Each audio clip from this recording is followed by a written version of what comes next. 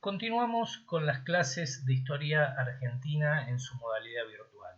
Esta vez el tema será la definición del espacio, los límites y las fronteras, la expansión territorial de la nación. Les propongo confrontar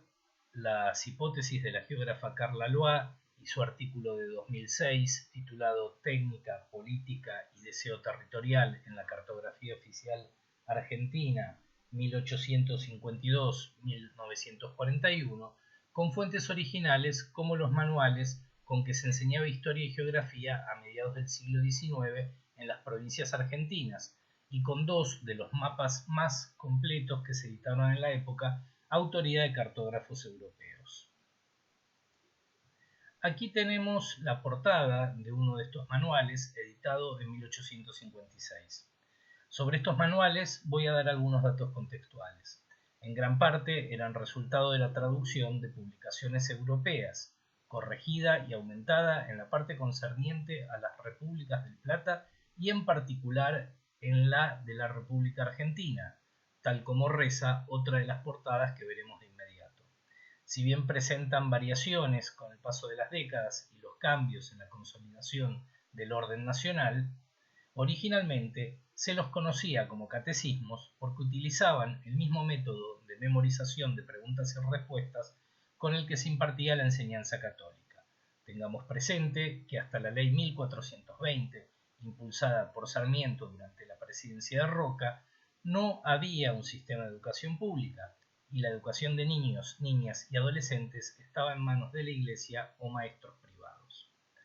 Veamos entonces algunas de las preguntas y respuestas que debían memorizar. ¿Qué es la Confederación Argentina?, pregunta el manual. Una república federal compuesta de muchas de las antiguas posesiones españolas en la América del Sur y dividida en 14 provincias, se responde en el capítulo 56. Este manual fue editado en 1856, durante la secesión de Buenos Aires como estado separado del resto de la Confederación que presidió Urquiza desde Entre Ríos, aunque el texto identifica a la provincia porteña como la metrópoli de la Confederación. En la respuesta siguiente, claramente, la Patagonia aparece como un límite externo a la Confederación. Páginas más adelante, se define a la Patagonia como un país aparte de población indígena situado al sur de la Confederación, y se le dedica un breve capítulo especial, igual que otros países, colonias o repúblicas en formación en Sudamérica como Bolivia y las Guayanas. Veamos ahora la portada de otro de estos manuales, editado en 1873, 17 años después que el anterior, por lo que se advierten actualizaciones significativas. Por ejemplo, ya no se trataba de la geografía de la Confederación, sino de la República Argentina, que ya cumplía 2 décadas desde la derrota que Buenos Aires le infligió al ejército de Entre Ríos y las demás provincias en la batalla de Pavón. Si observamos el mapa de la República Argentina,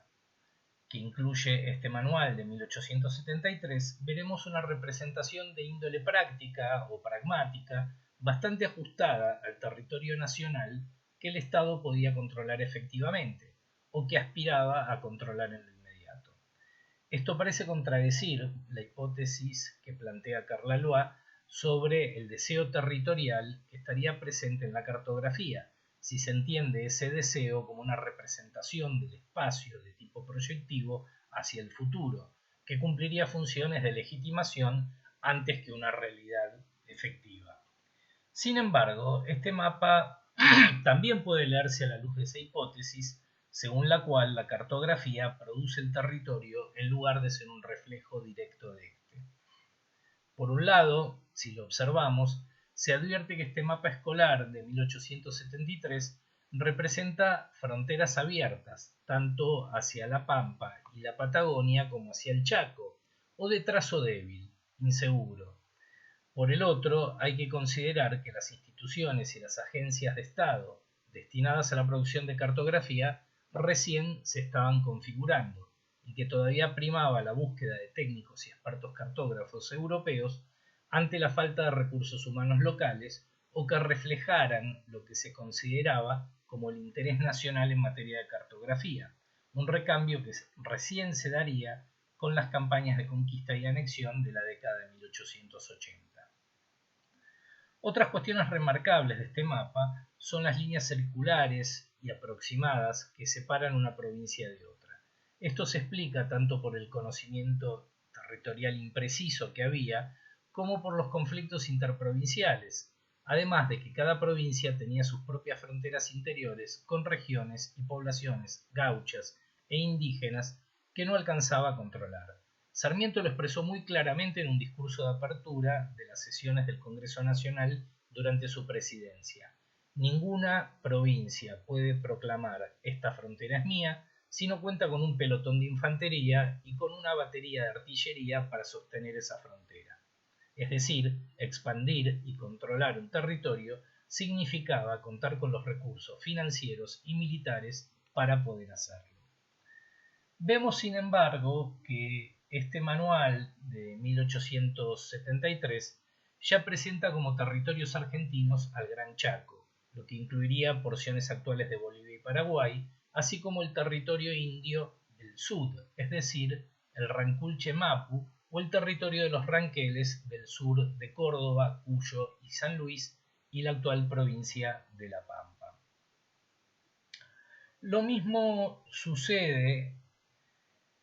con la Patagonia, que ya dejó de definirse como un país aparte, aunque el manual defina que estaba ocupado por indios salvajes. Hasta ahora confrontamos las hipótesis del deseo territorial que plantea Carlallois con mapas escolares de la época. Veamos entonces qué pasa si observamos cartografía profesional que fue diseñada a los fines de conocer el territorio y proporcionar un reflejo más fiel de este que permitiera dominarlo.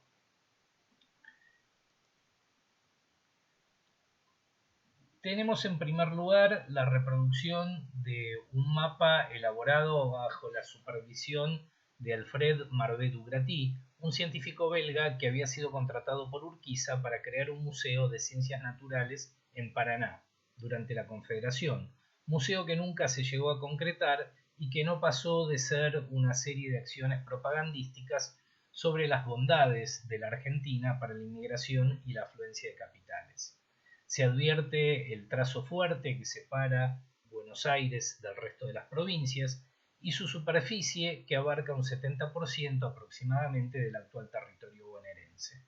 La Patagonia, claramente, queda afuera y en cambio se pretende una soberanía sobre la región del Chaco que abarca porciones de Bolivia y Paraguay, además de haber indefiniciones en el límite con Chile, o las grandes partes de la geografía sobre las cuales se carecía de información.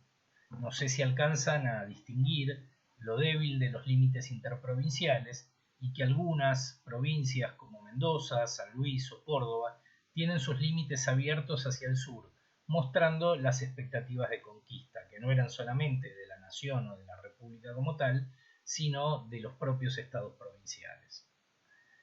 Para terminar con esta clase, observemos ahora el Atlas de Martín de Mussy, publicado en 1865 en Francia y al que Carlallois se refiere explícitamente en su artículo. Aquí tenemos una de las láminas que todavía deja afuera de la representación del territorio de la Confederación a la mayor parte de la Patagonia al sur del río Chubut, aunque el nivel de detalle que se puede observar es mucho mayor. Si agrandamos la escala para observar mejor el norte de la Patagonia, veremos detalles como las denominaciones étnicas de las poblaciones, tehuelches, entre otras, datos como rutas y travesías, o leyendas que denotan un estudio minucioso, en este caso escritas en francés, que reconocen los vacíos de información. Les leo dos ejemplos, uno de ellos es las llanuras inexploradas entre los ríos Colorado y Negro, o el desierto del sur que solamente recorren los nómades en la meseta del interior septentrional.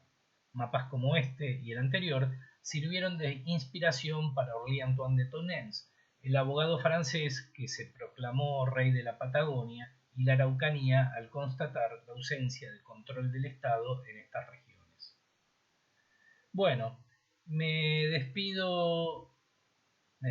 y espero que esta síntesis les haya resultado clara y de utilidad para comprender la complejidad del proceso de expansión territorial argentino, que no fue una excepción, sino que se repitió en otras latitudes del continente y del mundo como parte de la expansión del capitalismo y el Estado moderno durante la segunda mitad del siglo XIX.